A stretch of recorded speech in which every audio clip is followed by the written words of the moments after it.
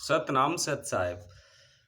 भवतु सब मंगलम यानी सभी का कल्याण हो, संसार के प्रत्येक व्यक्ति का कल्याण हो, ऐसी संतों के विचार होते हैं। तो कैसे हो? सभी धर्मों के अनुयायियों का यदि उनके ही धर्म ग्रंथों के अनुसार उनका मार्गदर्शन व कल्याण हो जाए तब ज़्यादा बेहतर है। तो कैसे हो? शिव कण कण में विराजमान है, अल्लाह व परमेश्वर सर्व आधार है, यानी सभी जीव जंतुओं का आधार है। अब यानी अपने कण कण में ही देखिए, यानी अपने ही कण रूपी शरीर के अंदर ही देखिए।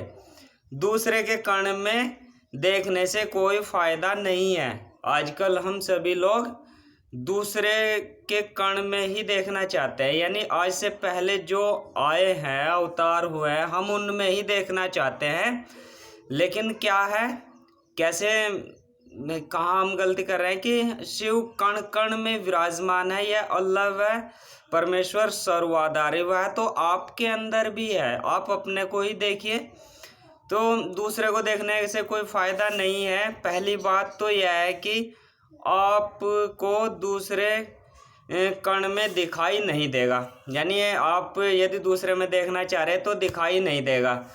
दूसरी बात, अगर दिखाई दिया है तो आपका कण बेकार हो जाएगा, यानी जो आपके पास भी कण है और आपके कण में भी वह समान रूप से विराजमान है और आपने दूसरे में देख लिया, झांक लिया, तो वह आपका जो कण है वह बेकार है, बेकार हो जाएगा। बुद्ध जी ने कहा है अत दीपो भव, यानी अपना दीपक जलाइए या अपना दीपक स्वयं बनिए। दूसरे कण में देखने से या ऐसे समझे, दूसरे के घर में खाना खाने के लिए दूसरे मालिक से परमिशन लेनी पड़ेगी, यानी दूसरे घर में आप खाना खाना चाह रहे हैं तो उससे परमिशन लेनी पड़ेगी। अगर नहीं मिली या उनसे, उस मालिक से पूछा भी नहीं है, तब आप चोर ठहरते हैं।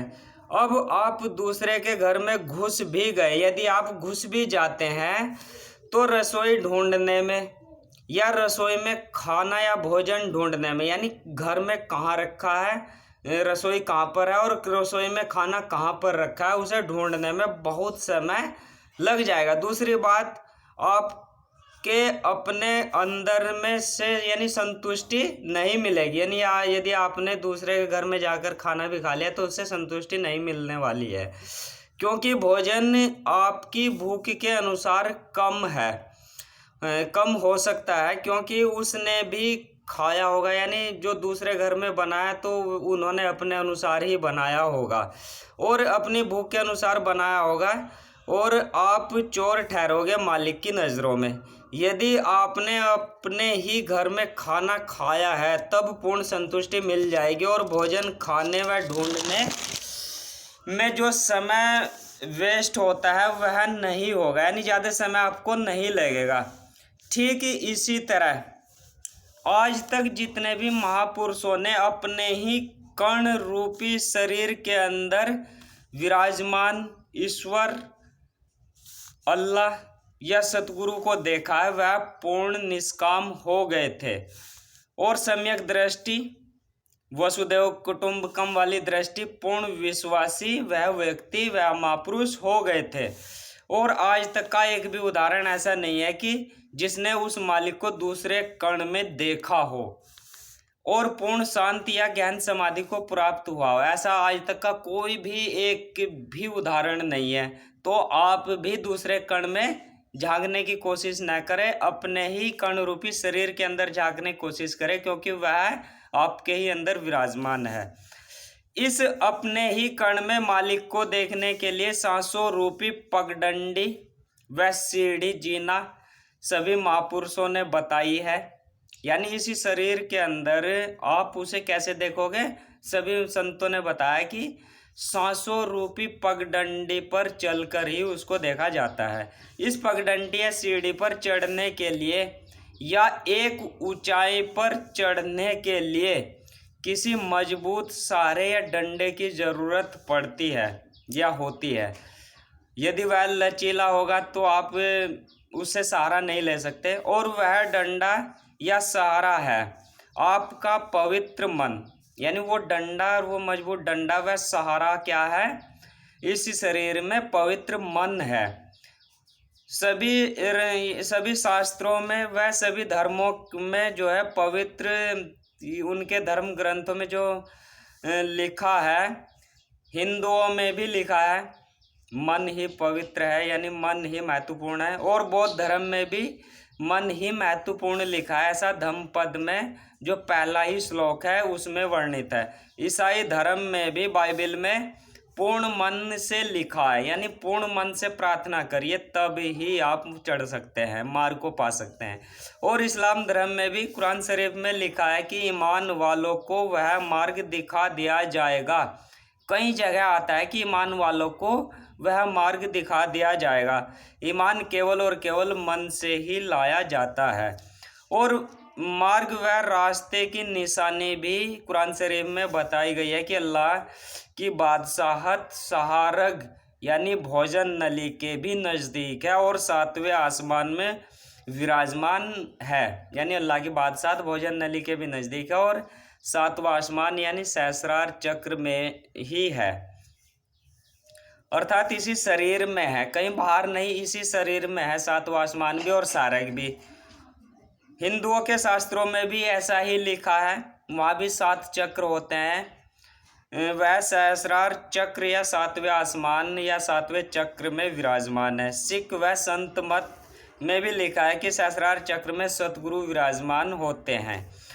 अब यह सतगुरु ईश्वर अल्लाह कैसा है, यानी हम इसकी पहचान इसी शरीर के अंदर कैसे करें। हिंदू धर्म में अनहद नाद व नाद ब्रह्म स्वरूप व सूर्य से भी तेज प्रकाश के समान इसकी तुलना की जाती है। बौद्ध धर्म में भी ध्वनि व दीपक की ज्योति के समान इसको बताया गया है, अत दीपो भव। संत मत में व सिख धर्म में भी शब्द धुन व शब्द प्रकाश अर्थात सुरती व नृत्य रूप से इसको संबोधित किया गया। ईसाई धर्म में भी होली घोस्ट व वर्ड ऑफ लोगोस व प्रकाश स्वरूप बताया गया है।